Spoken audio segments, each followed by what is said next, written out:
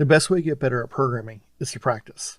And in this example, we're going to create some methods called getters and setters that are going to allow us to have access to our private class variables. As always, this file is available for download using a link provided below in the description. We'll pause for just a couple of seconds so you can download it. You can attempt it on your own and then check your answer, or you can simply follow along with us.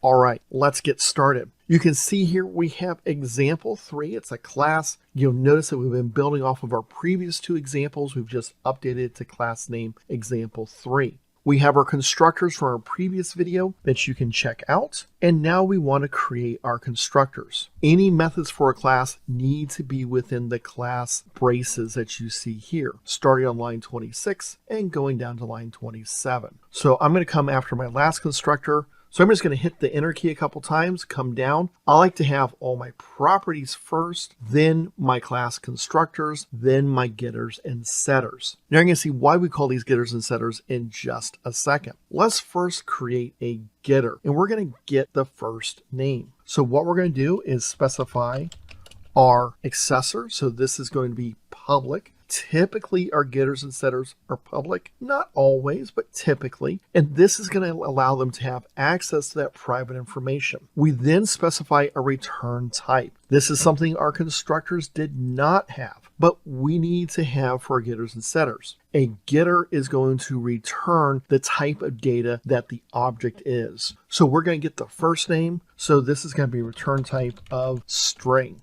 I'm going to say get first name. Notice I'm still using camel case. And you'll notice that we call it a getter because we put get before our property name. Now our getter name does not have to be get and the property name, okay? It's just common to do this if we named our property names intelligently and smartly based on what they're doing. We could have just called it first and then have get first name. That would technically work, but we like to name our things correctly.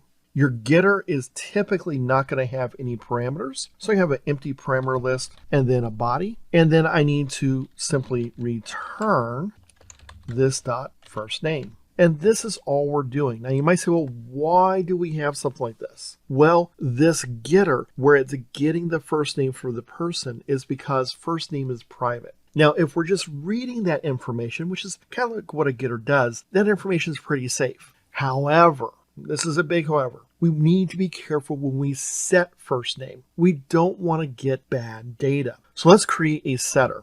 I'm going to say public. This is not going to return anything. So I'm going to say void set first name. And then I'm going to have a parameter string first name. Now, I could go in and simply say, okay, this dot first name equals first name. But what happens if first name is blank? That would cause a problem. What happens if first name had some empty spaces around it? Okay, that could cause a problem. So we have lots of ways we could have some kind of messed up data. So what I'm going to do real quickly is I'm just going to say first name equals first name dot. And then I'm going to look through my different things in here that I could have. And you notice that I have a method called strip. Strip is going to remove all my leading and trailing white space. Now it's going to leave white space in the middle, but I'm removing anything that might be white space, which is going to be things like spaces, tabs, new line characters, etc. from the beginning or the end. This is just cleaning up my data. Now you might think, okay, well, why am I doing that? Well, now that I've done that, I'm going to say something like if first name is not equal to an empty string. Okay, so now I have a simple if condition to make sure that I'm actually got some value here. Now, do I know if the first name is correct? No, I don't. Okay, so I don't know that my first name is correct, but I know that it's not incorrect. So I'm protecting my data. Now I'll say this dot first name equals first name. Now, could I have put this into like 1 or 2 lines of code to make it a little bit easier to use? Yes, I could have. Are there some other ways I could have done this? Yes, but this is nice and clear. We want to make this clear. We're saying we're stripping out all of our white spaces that are unnecessary. We're making sure some data is there. And then if those things are met, then we're going to set our first name property. Okay, so once again, I don't know that my first name's correct. There might be a misspelling, it might be the wrong name, they might have given me their last name, but I know I at least have valid data. This is a process called encapsulation. And what I'm doing is I'm protecting my data from known potential issues. I'm going to do the same thing for getting my last name. So give me just a second. So notice I did the exact same thing for get last name.